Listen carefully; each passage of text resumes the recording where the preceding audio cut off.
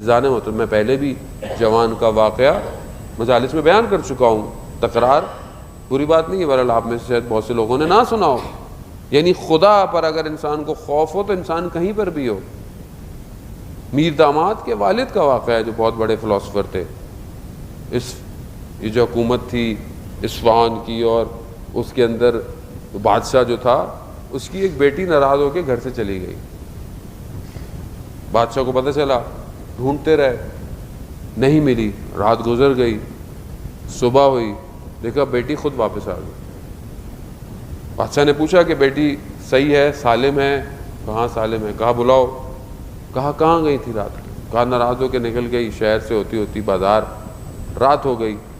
رات ہوئی تو بازار کے اندر ایک دروازہ کھلا ہوا تھا اور اندر سے روشنی آ رہی تھی، تو میں وہاں چلی گئی تو دیکھا ایک کمرے میں، ایک حجرے میں جو ہے وہ ایک طالب علم بیٹھا ہوا پڑھ رہا ہے شمع کے ساتھ۔ تو کہتے ماما چلی گئی اور میں نے وہاں رات گزاری۔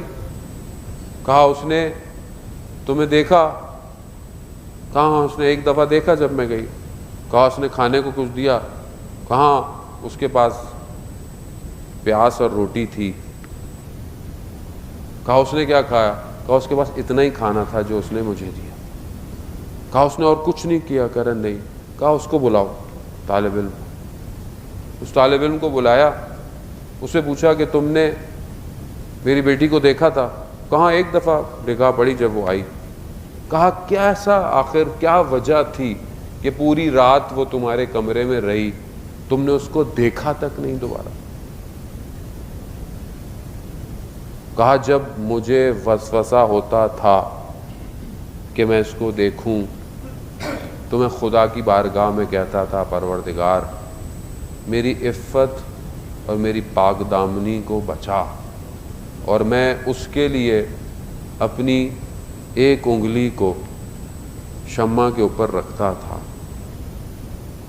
اور اس طرح میں نے پوری رات گزار دی۔ پھر اس نے اپنے اندر سے اپنا ہاتھ نکالا، اس کا پورا ہاتھ جلا ہوا تھا۔